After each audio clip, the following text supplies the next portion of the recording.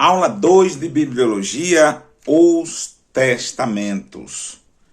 A palavra de Deus, a Bíblia, está dividida em dois testamentos. Primeiro, o Antigo, também chamado de Velho Testamento, e o segundo, que é o Novo Testamento.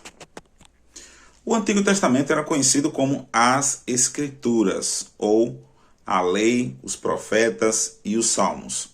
A palavra Antigo Testamento veio surgir no século II d.C. pelos chamados pais latinos da Igreja, para diferenciar as escrituras chamadas escrituras gregas, que era o Novo Testamento, do Antigo Testamento, que era as escrituras hebraicas.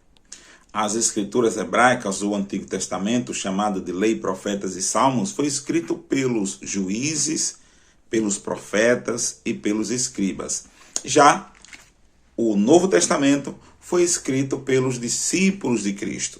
Quantos livros, então, tem as Escrituras hebraicas, ou Lei, Profetas e Salmos? A Bíblia do Antigo Testamento, ela contém 39 livros. Já o Novo Testamento contém 27 livros. Uma curiosidade interessante é que os judeus não denominam as Escrituras de o Antigo Testamento. Até mesmo porque, se assim fizesse, estariam reconhecendo Jesus como Cristo. Eles chamam o Antigo Testamento de Tanakh, palavra formada das iniciais Torá, lei, Nevim, profetas, e Shetuvim, que é escritos, que, na verdade, é o conjunto dos escritos sagrados. Esta forma de denominar o Antigo Testamento foi utilizada por Jesus em Lucas, capítulo 24, versículo 44. Vamos dar uma olhadazinha. Então disse: são estas as palavras que disse ainda estando convosco. Convinha que se cumprisse tudo o que de mim estava escrito na lei de Moisés, nos profetas e nos salmos. Então abriu-lhes o entendimento para compreenderem as Escrituras. Então, as Escrituras, ou Tanakh, como era chamado pelos judeus, e assim eles reconhecem, denomina o conjunto de escritos sagrados do Antigo Testamento, que é a lei, os profetas e os salmos. A expressão Antigo Testamento tem sua origem na carta aos Hebreus, no livro de Hebreus, capítulo 8, do versículo 13 até o versículo 16, que por sua vez toma como base o profeta Jeremias. Qual capítulo? Capítulo 31, do versículo 31 até o versículo 34. O texto de Jeremias, na sua versão grega, ou seja, na versão da Septuaginta, que nós ainda vamos estudar nessa disciplina, usa a expressão grega didaquê, que significa pacto ou testamento. Tem sido escolhida a expressão testamento, já que na carta aos Hebreus, estes pactos somente tiveram valor em virtude do derramamento do sangue precioso de Jesus. Você lê Hebreus capítulo 9, do versículo 1 até o versículo 8, depois você lê o versículo 16 e o versículo 17.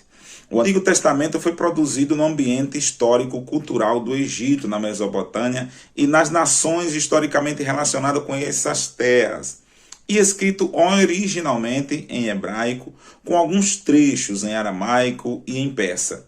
Divide-se basicamente em 4 grupos de livros. Como eu falei antes, a lei, a história, a poesia e a profecia. Então, esta é a organização, onde nós vamos entrar agora sobre a organização ou estrutura do Antigo Testamento. Se você então me perguntar como é que está dividido ou distribuído ou classificado o Antigo Testamento, ele está classificado da seguinte forma: Pentateuco, histórico, poético e proféticos. Então, esta é a organização do Antigo Testamento. O que é então o Pentateuco? O Pentateuco, ele compreende os 5 primeiros livros da Bíblia: Gênesis, Êxodo, Levítico e Número, e terminando em Deuteronômio. Depois nós começamos agora com os históricos. Os livros históricos, eles compreendem uma coletânea de 12 livros, que vai de Josué até o livro de Esté. Então nós temos aí nos históricos o livro de Josué, Juízes, Ruth, 1 Samuel, 2 Samuel, 1 Reis, 2 Reis, 1 Crônicas, 2 Crônicas, Esdras, Neemias e Esther. Daí nós temos então os livros poéticos, o grupo dos poéticos. Temos então o livro de Jó, Salmos, Provérbios, Eclesiastes, Cantares de Salomão. E ainda há uma divisão de corrente que pensa que alguns defendem que o livro de Lamentações de Jeremias é um livro profético e outros defendem que o livro de Lamentações de Jeremias é um livro poético. Mas aí, eu particularmente creio que é um livro poético por ele estar escrito em forma de poesia, apesar de ter sido escrito por um profeta e em um tempo profético.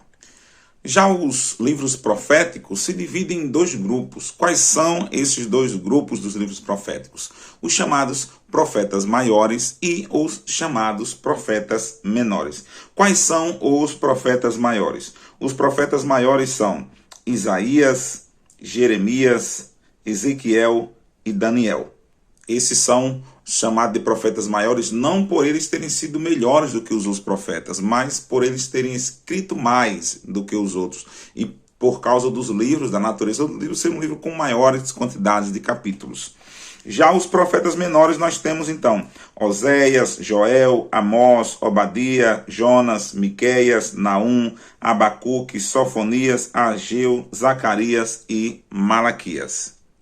Algumas curiosidades importantes que a gente precisa notar aqui nessa questão da classificação dos livros do Antigo Testamento é que a lei são 5 livros. Os livros históricos são 12 livros. Os livros poéticos são 5 livros, né? E quem acredita que o livro de Lamentações é também um livro poético, então se torna 6 livros. Já os livros proféticos, eles contam com uma coletânea de 17 livros que vai de Isaías até o livro de Malaquias. Mas para quem crê que realmente o livro de Lamentações de Jeremias é um livro profético e classifica dessa forma, aí então conta-se 16 o livro poético conta-se 16 livros, né? Então assim, nós temos 5 Pentateuco, 12 históricos, nós temos os livros de Cântico, Jó, Salmos, Provérbios, Eclesiastes, Cantares e Lamentações, 6 livros. E nós ainda temos 16 livros proféticos que vai ali de Isaías até o livro de Malaquias, tirando ali, depois do livro de Jeremias, o livro de Lamentações, porque particularmente eu classificaria como um livro poético, mas algumas pessoas consideram também um livro profético. De maneira que nós temos aí então uma coletânea de 39 livros conhecido como a Lei, os Profetas e os Salmos. Os judeus chamam de Taná, mas nós conhecemos como Antigo Testamento e os gregos conhecem como Didaquê. Vai chegar o dia da visitação, vai chegar a hora de Jesus me levar. Eu vou embora, no céu eu vou morar. Fato consumado, esse dia vai chegar. Vai chegar o dia da visitação, vai chegar a hora de Jesus me levar. Eu vou embora, no céu eu vou morar. Fato consumado, esse dia vai chegar.